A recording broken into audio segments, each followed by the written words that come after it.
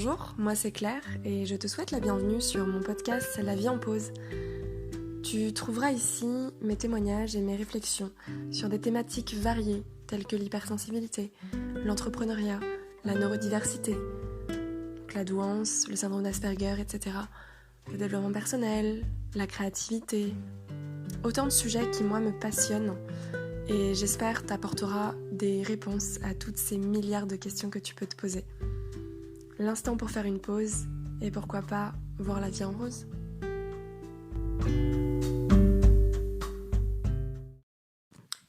Bonjour à tous et à toutes.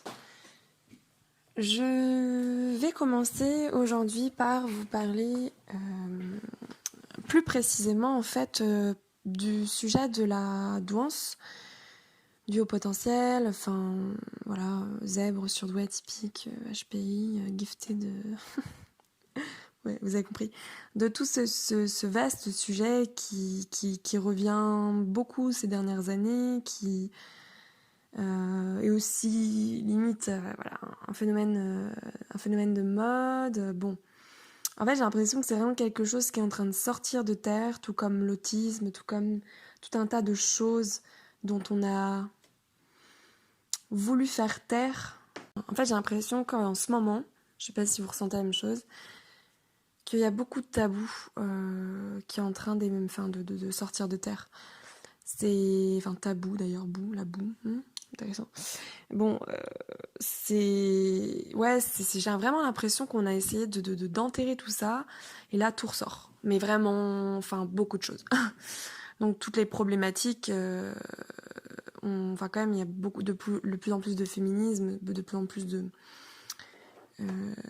manifestations virtuelles ou non d'ailleurs, sur tout un tas de sujets, de gens qui prennent conscience aussi, je sais pas, des sujets sur les genres, sur les LGBT, sur le racisme, enfin voilà, et justement sur aussi sur la neurodiversité, bon, le handicap, voilà, toutes ces thématiques un peu qui dérangent a priori la société, la norme, tout ce qui sort, tout ce qui est hors cadre, voilà, en fait. Voilà, on va essayer de globaliser, peut-être de généraliser un peu, mais c'est comme ça que je le ressens, personnellement. Et du coup, moi, je vais te parler du sujet, principalement, là, aujourd'hui, de la douance, et c'est tellement un vaste sujet que je ne peux pas tout aborder en un podcast, bien entendu. Je précise que je ne suis pas spécialiste, que je ne suis pas professionnelle sur ce sujet. Je suis juste Claire, quelqu'un qui se renseigne désespérément sur ce sujet qui pour moi était une énorme révélation dans ma vie. Ça fait 3 ans que j'étudie le sujet, que je fais mes propres recherches, que je m'observe, que je m'analyse complètement et que j'analyse aussi mon environnement. Avec un peu ces lunettes-là et avec d'autres lunettes aussi, pour ne pas m'enfermer non plus dans quelque chose, parce que l'idée c'est pas de s'enfermer, mais au contraire, d'être encore plus dans l'ouverture. Donc j'aimerais en fait apporter un regard, peut-être un peu, je sais pas si c'est différent, mais en tout cas mon regard, voilà, tout simplement, peut-être que c'est le tien aussi. Quelques précisions sur les caractéristiques. Parce que, comment dire ? Bon, il y a beaucoup à dire. Donc en fait, moi j'ai une panoplie de livres chez moi sur ce sujet. Il y a des livres que j'ai plus aimés que d'autres, par le biais de son écriture, par la personne, par le contenu, par des fois les illustrations. Bon, il y a tout un tas de raisons, mais il y en a vraiment 2 que j'ai ressortis parce que je crois que c'est vraiment ceux qui m'ont le plus parlé. Et je pense que je vais un peu me référer à ces bouquins parce que je ne veux pas parler à la place des autres. Donc je vais les citer et je vais expliquer leur vision des choses que j'ai trouvées, enfin qui moi m'a vraiment éclairée. Et je trouve qu'ils ont vraiment poussé la réflexion et voilà, il y a encore beaucoup de choses qui sont floues et qui sont à creuser et c'est un sujet qui est encore d'actualité, qui n'est pas figé. Bon, rien n'est figé, mais Je veux dire, c'est tellement récent, c'est tellement des recherches récentes que peut-être que demain, tout va être renversé et en fait, c'est pas du tout ce qu'on croyait. Bon, c'est déjà arrivé pour beaucoup de choses, je vois pas pourquoi ça changerait là, à ce niveau-là. Mais en tout cas, moi, je vais vous expliquer ce qu'on sait aujourd'hui, les avancées qu'il y a eu aujourd'hui. Et bon, bah, Dieu sait qu'il y a eu quand même... Pourquoi je dis Dieu sait? Je déteste cette expression.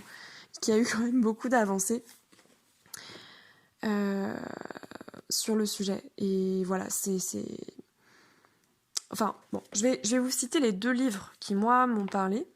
Enfin, voilà. En gros, alors, il y a le premier bouquin, ça a été Zèbre Zen. Alors, le titre, j'ai pas du tout acheté pour le titre. Parce que personnellement, ça me parle. Ça me parle et en même temps, non. C'est. En plus, la couverture, tout ça, la typographie, enfin, moi, je fais attention à tous ces trucs. Et d'un premier coup d'œil, disons, c'est pas vers, enfin, ce vers quoi je serais allée naturellement. Parce que j'ai eu peur que ce soit justement un peu trop léger. Alors c'est complètement subjectif, hein, complètement interprété. J'ai eu peur que ce soit un peu trop fifi, un peu trop pas assez concret, ou que ça n'allait pas forcément m'apporter plus d'éléments que ce que j'avais appris. Et celui-ci, je crois que ça a été l'un des derniers que j'ai acheté d'ailleurs. Donc c'est assez récent et je trouve, et du coup d'ailleurs il est assez récent. Je sais plus de quand il date, mais il a été écrit vraiment. Ouais, il est sorti dans les éditions Eirol, j'arrive jamais à le dire ce truc, en 2019. Voilà. Et c'est la première édition.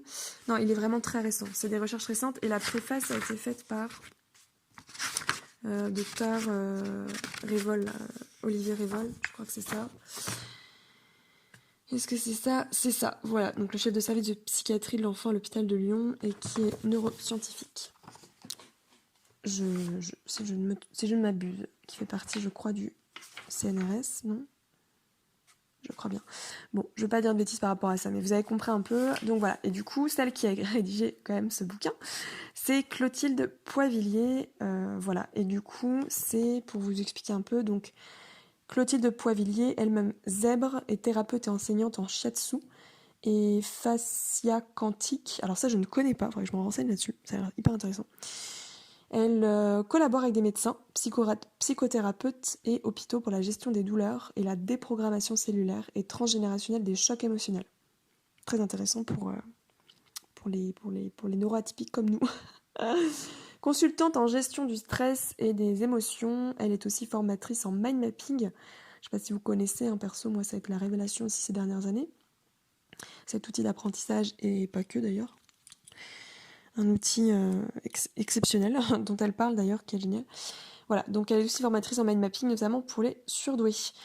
Donc voilà, moi, quand j'ai vu tout ça, enfin, et que j'ai lu du coup la couverture, etc., enfin, moi j'aime bien, je décortique tout le bouquin en général, et je lis un passage. Mais je lis vraiment presque un chapitre entier dans la librairie parce que j'ai vraiment besoin de m'immerger dans le truc et savoir si oui ou non ça va me plaire. Des fois c'est instantané et des fois il me faut un peu de temps.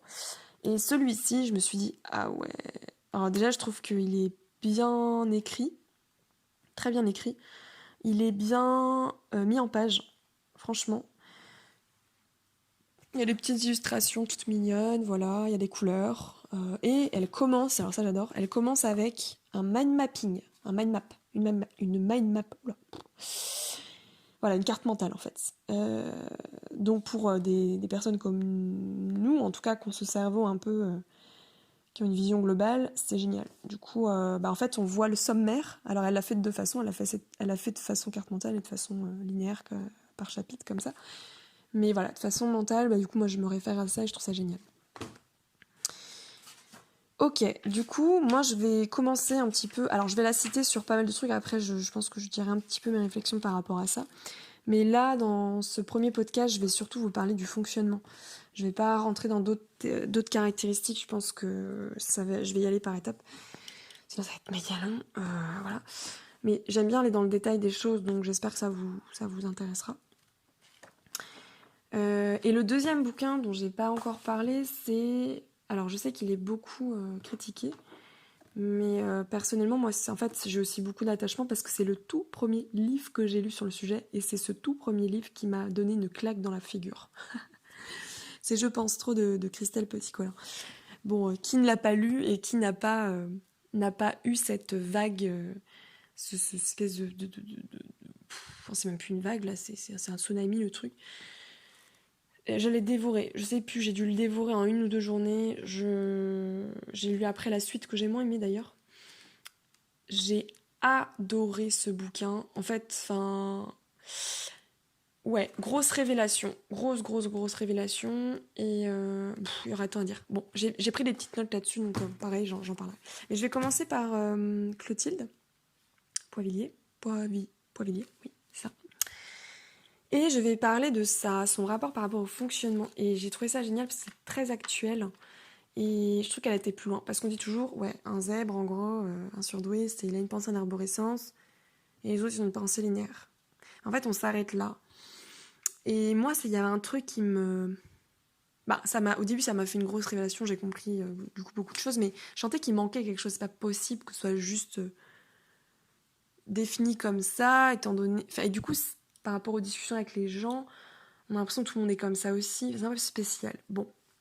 Du coup, je vais essayer de vous expliquer son point de vue à elle et ses recherches qui sont très détaillées et vraiment intéressantes. Alors, petit 1. Non, je plaisante. Donc, je ne vais pas vous dire là, oui, les surdoués sont 3% de la population. Bon, je vous laisserai aller vous documenter sur tout ça. Moi, j'ai plus vous parler de choses un peu concrètes avec des exemples. Et concrètement, voilà, j'ai parlé de l'hypersensibilité. Maintenant, je vais un peu vous parler de... Et j'y reviendrai d'ailleurs sur ce sujet. Mais je vais vous parler un peu de comment on fonctionne en fait, concrètement. Il se passe quoi dans notre tête, sérieux? Après, je dis pas que voilà, vous l'êtes forcément, mais peut-être ça va vous aider à avoir des pistes pour ça. Bon. En gros, je vais vous lire le tout premier paragraphe qu'elle utilise par rapport à ça. Comme tout le monde, les surdoués peuvent voir les relations de cause à effet, pensée séquentielle, et rebondir sur d'autres concepts, la pensée en arborescence, qui n'est pas uniquement l'apanage des surdoués.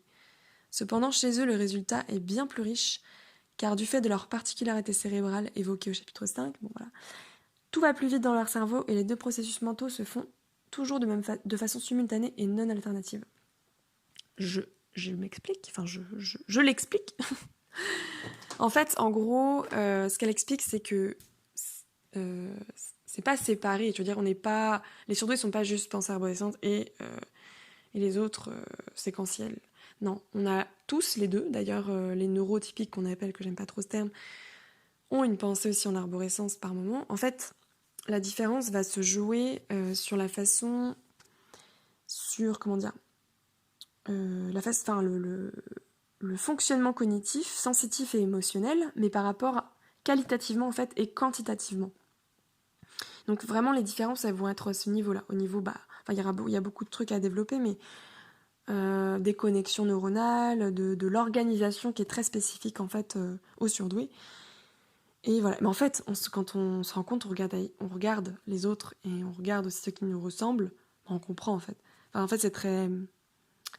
Ça ressort quand même sur la façon dont on se comporte, la façon dont on interagit avec les autres, la façon dont nos réactions, la façon dont on est au quotidien en fait. Et c'est pour ça qu'on sent aussi beaucoup ce décalage. Bon. Alors, donc une pensée séquentielle, ce serait comme elle dit une relation de cause à effet. Donc en fait, pour moi c'est vraiment le truc d'un point A à un point B, step by step quoi. On y va étape par étape les gars. Et ça c'est important à l'école par exemple, je veux dire sinon on n'aurait jamais réussi à l'école. D'ailleurs tout le monde n'a peut-être pas réussi là derrière ceux qui m'écoutent. Peut-être que vous avez été en échec ou peut-être que vous avez réussi mais dans des difficultés, peut-être que je ne sais pas, mais en tout cas voilà, c'est juste, je dis à l'école mais ça peut être dans tout plein de domaines en fait. Pour se diriger quelque part, par exemple, on a besoin d'aller d'un point A à un point B, on est capable de faire une relation de cause à effet. Ok. Et la pensée en arborescence, donc cette vision de l'arbre là qui part en ramification avec plein de petites branches par-ci par-là, etc. Donc ça c'est plus selon elle, rebondir sur d'autres concepts. Donc voilà, et après elle parle du processus qui est plus rapide et qui est en même temps et non alternatif. Donc en fait, pour un surdoué, la pensée serait en arborescence tout en étant séquentielle à la fois à des moments en fait. Enfin, c'est pas en mode alternatif, c'est pas en mode ou, soit ça, c'est en mode et, donc en même temps. Et pour en fait un peu décortiquer encore plus tout ça, ce qui est intéressant de savoir qui moi m'a complètement... j'ai fait non mais c'est ça, mais oui, ça y est c'est bon, j'ai mon détail, c'est bon, je peux me sentir un peu mieux. Donc voilà, grosse révélation. Pensée, alors il y a 2 types ou 3 types de pensées. Oui, alors attendez, hop, je reprends mes notes. Tac, tac, tac. On peut penser ici, face. Ok, ouais. Alors je crois qu'il y a 3 types et du coup là, moi j'en ai vu que 2, mais je vais retrouver le 3e après, ce n'est pas grave. Donc le premier, la pensée analogique. Et le 2e, la pensée systémique. Donc je vais définir déjà ces 2-là et je vais essayer de retrouver après le reste. Mais bon, voilà. Pensée analogique. Alors, qu'est-ce que c'est ? Qu'est-ce que c'est ? En fait, la pensée analogique, le mot analogie, hein, voilà, faire des associations d'idées, mais de façon immédiate, toujours selon Clotilde Poivilier, sur son livre Zèbre et Zen. Donc en fait, c'est de relier les points par similitude ou par opposition. Donc en fait c'est, enfin comment dire, c'est faire des ponts et des liens sur des trucs qui n'ont pas forcément de lien à la base. C'est toujours aussi ce cerveau, enfin la pensée analogique comme ça, c'est aussi... elle l'a pas écrit, ça c'est moi qui le dis, mais du coup ça me rappelle ça, vraiment, ceux qui sont... Tout le monde est créatif, hein, mais ceux qui sont vraiment très créatifs. Vraiment très créatifs dans le domaine artistique par exemple, mais pas que.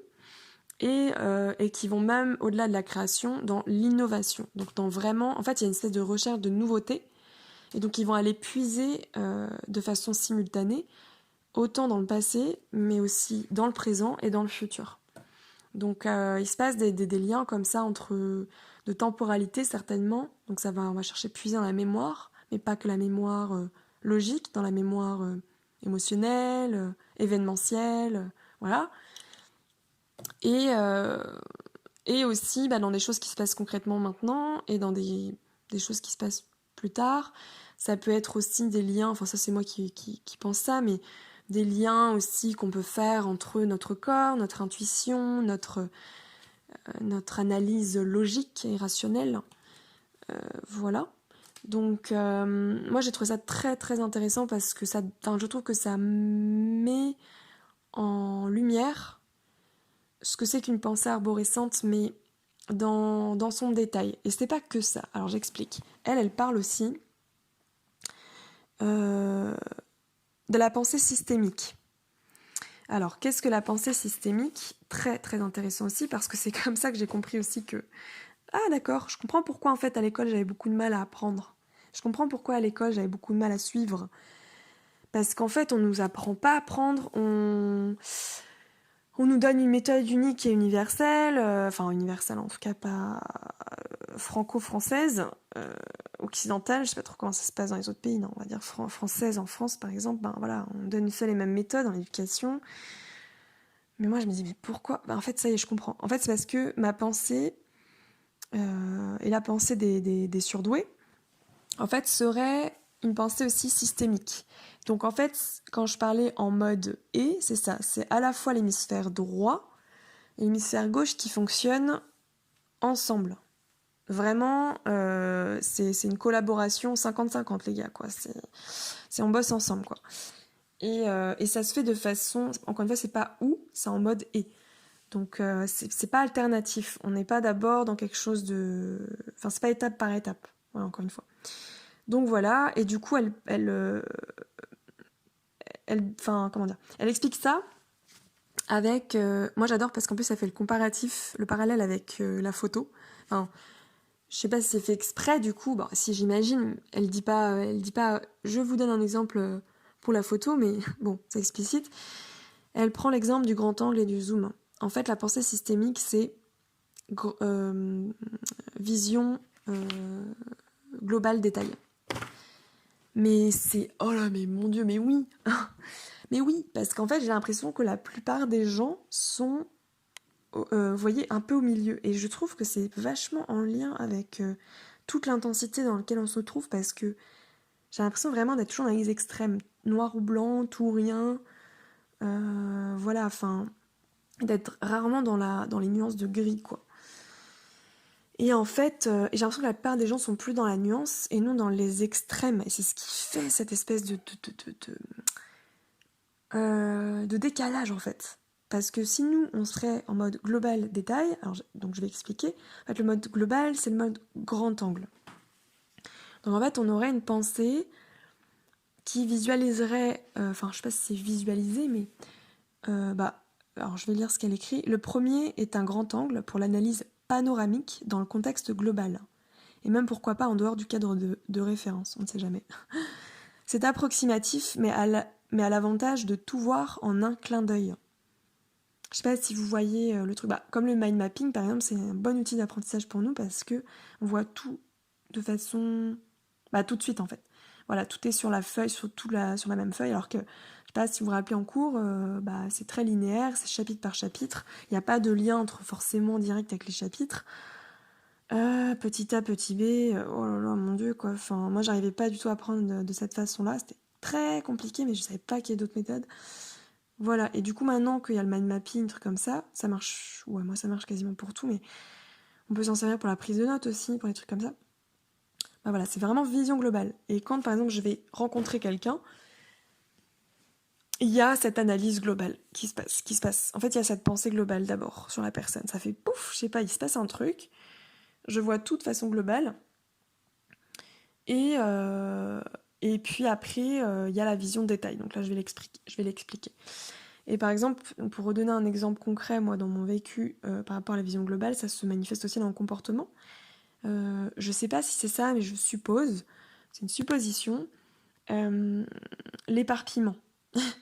C'est très révélateur de l'arborescence et de comment ça se disperse dans la tête, mais je pense que l'éparpillement, par exemple, je sais pas, je suis en train de cuisiner, je peux pas juste cuisiner et être que en train de cuisiner ou faire la vaisselle, je sais pas quoi, à côté, et de faire un peu les mêmes tâches, ou alors attendre que ça cuise, et attendre devant, et voilà. Bon, c'est pas possible pour moi. Je cuisine tout en même temps, en façon simultanée, en faisant, je sais pas, 2, 3, 4, 5 tâches en même temps, en parallèle. En fait, tout est fait en parallèle, c'est-à-dire que les choses avancent un peu de la même façon et j'arrive à, je sais pas comment ça se passe en fait dans le cerveau, mais j'arrive à avoir à peu près la notion du temps pour chaque tâche. Donc je sais que chaque tâche va être finie quasiment au même moment. Et c'est ce qui fait que dans le travail, pour moi, ça a été compliqué parce qu'on m'a beaucoup dit « Oh, tu t'éparpilles, tu finis jamais ce que tu es en train de faire. » En fait, c'est juste que, par exemple, quand j'étais en service, j'allumais la machine à café. Pour éteindre justement la machine à café, laver la machine à café tout le soir quand je devais débarrasser et tout. J'avais plein de petites tâches à faire et les gens le font progressivement. Ok, ils s'occupent d'abord de la machine à café, ensuite ils font ça, ensuite ils font ça, ensuite ils passent le balai. Ensuite... En fait, moi je pense de façon globale, en fait, je vois tout ce que j'ai à faire et tout ce... il n'y a pas de hiérarchie en fait. Donc j'ai pas l'impression que ça se trie, mais tout se... Comment dire, se met sur le même plan en fait. Donc du coup, je vais faire la machine à café, mais je vois que par exemple, le truc est en train de se nettoyer, je vais pas attendre qu'il se nettoie, genre il me reste, je sais pas, 1 minute. Pendant cette minute, je vais faire autre chose. Et je sais ce que j'ai à faire pendant 1 minute, ce qui est possible de faire. Et je veux aussi optimiser mon temps par rapport, je sais pas, par rapport à là où je suis placée. Je vais pas aller à l'autre bout de la pièce si... je sais pas si vous avez trop suivi ce que je veux dire. Mais moi, ça me paraît clair, mais c'est dur à expliquer. Bref, c'est ce truc à faire plein de choses au même moment et de les terminer au même moment. C'est juste que on fait plein de choses en même temps. Et on peut pas... Mais alors que on pourrait... En fait, on peut finir, je pense... je dis pas en même temps que les autres, parce que du coup, nous, on a entamé plus de choses et du coup, peut-être qu'on va finir un peu plus... pas plus tard, mais comment expliquer ? Euh, je sais pas, parce que on pourrait finir des tâches, je pense, en même temps, mais j'ai l'impression que nous, on les fait juste pas de la même façon. C'est juste que tout est fait en même temps et en parallèle, alors que eux sont faits juste étape par étape. Donc en fait, c'est presque, on peut, si on faisait une course, entre guillemets, on pourrait finir les choses en même temps, mais on n'a pas vécu ça de la même manière. On n'a pas fonctionné de la même manière là-dessus. Mais globalement, quand même, je pense qu'on peut endosser plus de choses et aller plus vite de par ce système-là, étant donné qu'il y a cette vision globale, justement, et que c'est plus rapide. Donc c'est sûr que le fait d'attendre devant une poêle quand ça chauffe, il y a un gain de temps qui est perdu. Et du coup, nous, on va l'optimiser en faisant d'autres trucs. Donc peut-être qu'on arrive à faire plus de choses, je ne sais pas. En fait, certainement, parce que moi, c'est comme ça aussi que j'ai senti le décalage parfois, parce que je trouvais que ça allait pas assez vite. Vraiment, ça m'a toujours un peu stressée de voir que des personnes étaient lentes, mais c'est pas forcément qu'elles sont lentes. Et les pauvres, c'est pas de leur faute. C'est peut-être nous qui sommes aussi trop rapides, en fait. Enfin, c'est juste une différence de rythmique et de rythme, et voilà, bon. Il n'y a pas de meilleur ou de moins bon, voilà, c'est juste des façons de faire différentes. Donc pour la pensée systémique, j'en reviens. Donc là, j'ai parlé de la vision globale pour la pensée systémique, mais donc c'est global, détail. Et les détails, en fait, là, ce qu'elle explique, c'est le second est un zoom, donc la pensée... c'est l'analyse globale détail, donc le détail, est un zoom pour percevoir et étudier tous les détails, même ceux qui ne semblent pas pertinents a priori, notamment ceux qui sont hors champ. Donc j'aime bien aussi ce qu'elle fait encore le parallèle avec la photo. Le traitement est plus lent, mais plus précis. Cette capacité d'analyse donc globale détail leur permet de considérer et d'appréhender la situation ou le problème dans son ensemble et leur confère un atout supplémentaire. Donc ça, c'est la pensée systémique. Et en fait, il y a cette idée d'extrême. Moi, j'ai l'impression qu'il y a une espèce de trop bien imagé, parce qu'il y a le truc grand angle, qu'on voit tout de façon parallèle, tout de façon très globale, et en même temps très détaillé. Mais le juste milieu, il n'est pas forcément là, c'est ce qui peut peut-être créer des problématiques, ou des difficultés des fois à fonctionner bien avec les autres, ou à se faire comprendre. Alors que franchement, je pense qu'on a perçu beaucoup de choses, parce qu'à la fois on creuse dans la profondeur du truc, et on a un recul, on est un peu au-dessus. Enfin, c'est trop bizarre, j'ai l'impression qu'on est autour d'eux, en fait. C'est trop bizarre comme sensation. Et j'avais entendu aussi un truc d'une personne autiste Asperger, avec qui je discutais, et en fait, qui témoignait un peu de tout ça. Et elle, sa vision, c'était imaginer une ligne, donc où seraient du coup plus les neurotypiques, même si je n'aime pas trop cette expression, qui seraient sur une ligne droite, en fait, et qui seraient aussi rangés plus dans des normes. Donc c'est leur façon de fonctionner, leur façon de se sentir, je sais pas, peut-être en sécurité Enfin bon, moi je peux avoir beaucoup de mal à comprendre ça, mais faut chercher aussi à comprendre comment ils fonctionnent. Et en fait, j'ai l'impression que c'est ça, je les vois vraiment sur quelque chose de très stable, et on a vraiment besoin de ce genre de personnes, hein, clairement. Mais... Et nous, en fait, tous les atypiques, enfin tous ceux qui sont du coup en dehors de cette ligne, en dehors de ces normes, on va être là un peu en train de déambuler autour. Au-dessus, en dessous, à côté. Voilà, je vois vraiment ça, comme si on suivait cette ligne, mais qu'on était toujours un peu aux alentours. Mais on n'est jamais vraiment sur cette ligne. En tout cas, on a essayé de se mettre dessus, mais ça passe pas, on est d'accord. On a beaucoup de mal quand même avec les normes, hein. Avec la conformité, avec tout ce qui est formel et droit, et une ligne. Ouf. C'est compliqué, hein. Ouais. C'est très compliqué. Et voilà, je pense, je sais pas, je le visualise vraiment comme ça. Je sais pas si ça vous a parlé, si ça a été intéressant d'entendre ça. Je vais retrouver du coup la troisième chose que je voulais dire par rapport au fonctionnement, puis je vais m'arrêter là. Voilà, alors hop.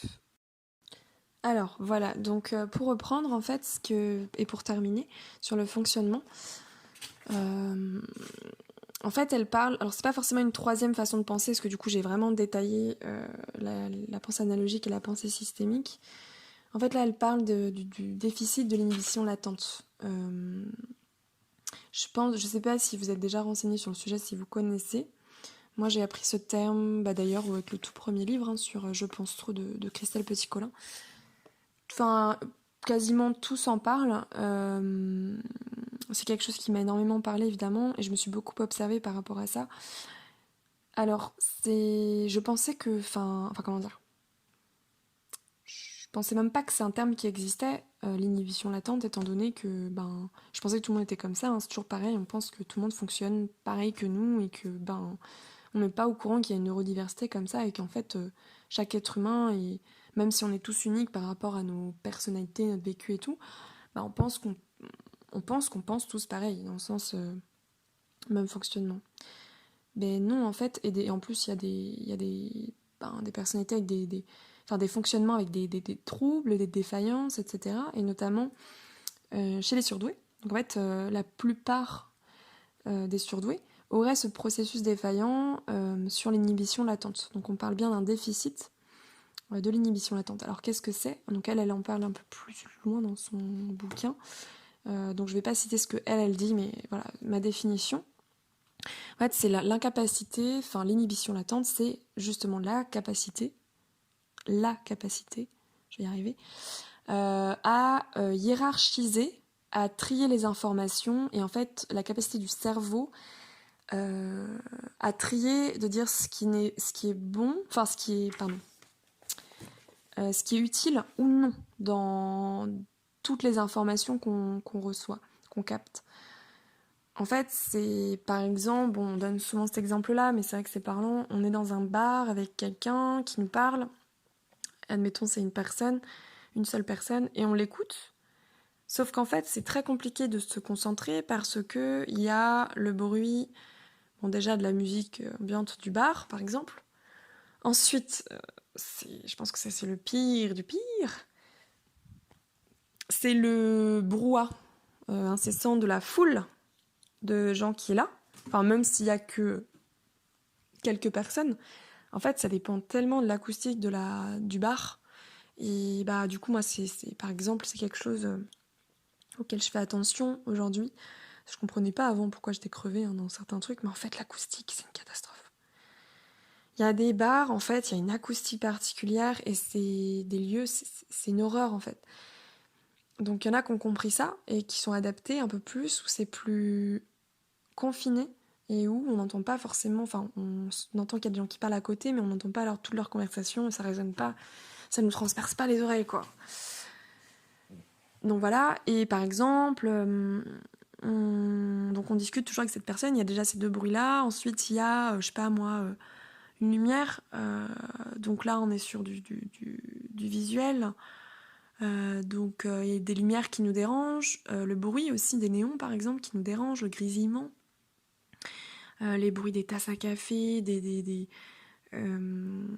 comment ça s'appelle ce truc du café là?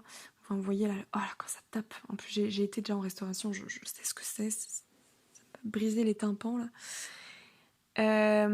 Voilà, enfin, quand on sert les verres, on pose les tasses, toute la vaisselle.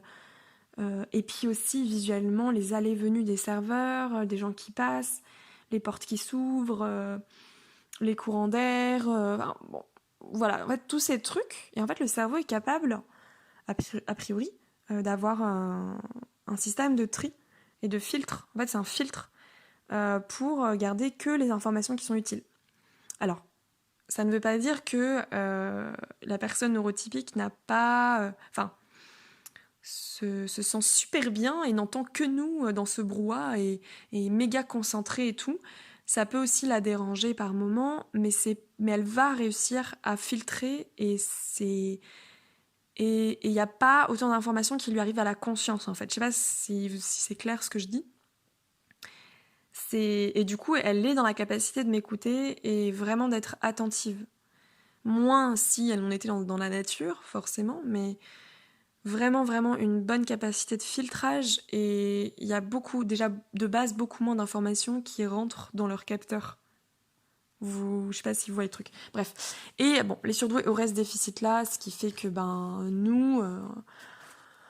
Enfin, moi, en tout cas, dans mon cas, j'entends tout sur le même plan, en fait. Il n'y a pas de truc qui est plus fort ou moins fort. Encore une fois, aussi, ça dépend beaucoup de l'acoustique, ça dépend beaucoup de la luminosité. En fait, moi, mes bars fétiches, c'est les bars où bah, c'est l'acoustique qui est parfaite, où il n'y a pas trop de monde, où les tables sont assez séparées, donc on n'est pas proche des gens. Parce que la proximité, c'est encore autre chose, ça. On sent des choses aussi, merci. Puis le mouvement, on le voit, en fait. Enfin, voilà. Et aussi, la lumière. Moi, j'aime quand c'est tamisé, ou alors... Et le mobilier, quoi. C'est con, mais j'aime beaucoup les choses, soit qui sont très cocooning, avec des textures, vraiment quelque chose d'apaisant, qui apaise, avec des couleurs très tamisées, très... voilà. Là, c'est chouette. Par contre, quand on est... Et puis, ou alors des ambiances type minimaliste, là, très épurées, où tu sens l'aération. Faut pas que ce soit trop froid non plus, mais tu sens que c'est aéré et ça détend, quoi. Voilà. Et du coup, ça, c'est vrai que bah, ça peut être compliqué à gérer quand t'as un déficit comme ça, parce que ton cerveau, il le trie pas, en fait. Donc, moi, ça fait mal à la tête, forcément, et t'entends la moitié de ce que la personne elle dit, mais vraiment, t'entends pas, en fait. Enfin, moi, en tout cas, vraiment, il me faut une concentration, mais incroyable, et j'arrive même pas, en fait, parce que je suis pas totalement filtrée, du coup, j'entends ce qu'elle dit parmi tout un brouhaha extérieur, quoi. Horrible, horrible, horrible. Donc, maintenant que j'ai compris ça, je vais plus dans les bars. C'est triste, hein. Non, mais je trie. Voilà, tout simplement, je trie et... Bon, voilà. Qu'est-ce que je peux ajouter par rapport à ça? Bah, je pense que c'est déjà pas mal. Vous en connaissez déjà beaucoup. Après, je pourrais vous lire juste un petit passage sur la fin. Et puis, je vais m'arrêter là. Donc, alors, en le comparant avec le mode de fonctionnement cérébral normal, le mode de pensée et de traitement des données hors normes des surdoués va affiner la précision, la justesse et la rapidité du résultat émergeant de la combinaison d'un nombre infiniment supérieur de paramètres. Donc en fait, comme je vous ai dit, c'est vraiment ce truc, on n'a pas déjà pas de filtre et en plus on reçoit énormément de choses. Et avec cette pensée, du coup, comme je dis, englobante et un temps très détaillé, bah, vous imaginez le nombre d'informations qu'on a et bon, faut imaginer pourquoi aussi on est très fatigué et pourquoi on se sent beaucoup en surcharge émotionnelle, sensorielle, etc. Après, c'est ce qu'elle explique aussi, la plasticité, enfin la façon dont notre cerveau, du coup, atypique est construit, il est fait pour, hein. C'est sûr que ça avait une plasticité normale, je pense que ça exploserait en fait. Je pense que c'est, voilà, elle explique bien que bon, c'est épuisant, mais ça a l'avantage euh, d'être organisé de la façon où on puisse bien l'utiliser, quoi. Et voilà, du coup, c'est intéressant aussi de le savoir. Par contre, c'est vrai qu'elle dit, et pourtant certains hauts potentiels n'arrivent pas à gérer le flot incessant de pensées qui traverse leur esprit à tout instant, jour et nuit. Et ça, oh, c'est... Je sais pas, enfin, comment vous le vivez, vous, du coup, la nuit. Bah moi, je prends pas de médicaments, je n'aime pas ça. Bon, c'est personnel. Mais du coup, jamais j'ai pris de trucs pour dormir. Mais clairement, la nuit, on en parle, quoi. Enfin, moi, j'ai un sommeil très léger depuis toujours. Et je sais même pas comment je fais pour tenir. Je me dis, mais j'ai l'impression que... Enfin, il y a des moments où enfin, je répare quand même. J'ai un sommeil profond, mais globalement, j'ai clairement un sommeil très léger. Une mouche, ça me réveille, hein. Et j'ai des boules caisses chaque nuit, hein. Et genre, c'est pas des petits boules caisses qu'on t'offre là avant les concerts. C'est des trucs en cire que j'enfonce, ça me fait tellement mal d'ailleurs là aux oreilles. Enfin, peut-être que je change, mais je sais pas quoi prendre. C'est puissant et j'entends vraiment, j'entends l'intérieur de mon corps, quoi. J'entends que ça, mais une mouche, ça peut me réveiller, quoi. Et vraiment, je rigole pas. C'est bon, c'est assez spécial. Et quand ma voisine, par exemple, elle est au-dessus, ben si elle arrive, je sais pas moi, à 2h du mat et que je suis en train de dormir, en fait, même si je suis en sommeil profond, ben en fait, un pas. De toute façon, je l'ai entendu arriver déjà dans le bas de l'immeuble, hein, donc bon, je suis qu'au deuxième étage, mais je l'ai entendu. La porte s'ouvrir, j'ai entendu monter les escaliers. Ça a dû déjà un peu me réveiller. Et au moment où j'entends vraiment, c'est quand ça me transperce le corps, parce qu'elle est au-dessus de chez moi. Et vraiment, ça transperce mon corps. En fait, je le sens dans le corps. C'est pas que au niveau des oreilles. Bon, c'est spécial, ouais. Voilà. Donc jour et nuit, je sais pas comment ça se passe pour vous. Et puis il y a aussi ces idées qui fleurissent la nuit, où tu te réveilles, t'as une idée. C'est le truc qu'on appelle Eureka, là. Ton cerveau, il a fait des associations tout seul et bim, ça te réveille en fait. Alors c'est fatigant, à la fois c'est génial, moi j'adore, mais à la fois c'est vraiment fatigant. C'est vraiment fatigant, t'as envie de te dire mais stop. Et des fois ça m'a vraiment fait... Enfin, t'as envie de te taper la tête contre les murs, quoi. Enfin non, en fait ça ferait mal. Mais c'est vraiment... T'as envie de t'appuyer sur le bouton stop, ça beaucoup de surveiller le disque parce que c'est très usant. Et des fois, l'impression qu'on est mis là-dedans, là, et waouh. Bon, faut s'accrocher, voilà. Mais il n'y a pas que du négatif, et je parlerai des choses aussi très positives, parce que ça, c'est... Toutes ces informations, l'avantage, c'est que nous, on le capte, mais la plupart ne le captent pas. Donc, ça a beaucoup d'avantages, parce que on peut percevoir des choses vraiment, vraiment très, très... Enfin, on peut aller vraiment loin, quoi. Dans ce qu'on ressent, voilà. Parce que... Alors, je sais plus où est-ce que j'ai vu ça. Non, mais je pense que je vais m'arrêter là, mais... Oui, alors si. Bien d'autres stimuli viennent nourrir la pensée déjà foisonnante des hauts potentiels, puisqu'ils sont généralement hypersensibles, souvent hyperesthésiques, donc l'hypersensibilité au niveau des sens, et qu'ils ont fréquemment une grande intuition et parfois une proprioception. Donc la perception de ce qui se passe dans notre corps. Supérieur à la moyenne, ils captent une multitude de signaux issus de leur environnement externe et interne, de façon concrète ou subtile. Donc normalement, ce qui, à l'instant T, semble a priori inutile et non pertinent pour le corps-esprit, sont filtrés grâce au processus d'inhibition latente. Oui, d'accord, donc ça, c'est ce que j'ai déjà dit. Bon, voilà. Mais vous avez compris, c'est... Voilà, je sais pas si vous avez plus parlé, du coup, moi, je trouve que ça met vraiment en lumière nos différences, quoi. Et je trouve que tout part de là, et... par rapport au fonctionnement du cerveau, mais aussi par rapport au corps, et à ce dont j'ai parlé avant, sur l'hypersensibilité, sur les capteurs, sur l'intuition, l'analyse, etc. Voilà. Écoutez, j'espère que ça vous a plu. C'était peut-être un petit peu long, mais il y a tellement de choses à dire. Donc n'hésitez pas à faire vos retours si vous avez plus d'infos sur ça, des infos plus récentes ou voilà, parce que j'ai pas non plus, je vous ai pas lu le bouquin, donc je vous invite vraiment à lire parce que c'est très détaillé. Là, je vous ai dit juste une introduction, quoi. Donc c'est pour vous expliquer qu'elle détaille vraiment tout par rapport à ça. C'est hyper intéressant. Vraiment, ça m'a... Bravo, quoi. Bravo Clotilde. Bon, allez, à plus tard. Si tu as aimé ce podcast, je te laisse me mettre un petit commentaire. J'ai vu que sur Encore, on peut mettre un message vocal. Moi, j'ai laissé mon adresse mail, mon Instagram, mon blog, etc. Donc, n'hésite surtout pas à me contacter en privé pour qu'on puisse échanger. Moi, je serais vraiment ravie. Voilà, je sais qu'aussi les étoiles, ça, je crois sur Google Podcast, etc. Sur plusieurs plateformes, ça permet d'augmenter la visibilité. Donc, si ça peut aider plusieurs personnes, je te laisse me mettre aussi un avis avec le plus d'étoiles possible. Merci, à bientôt.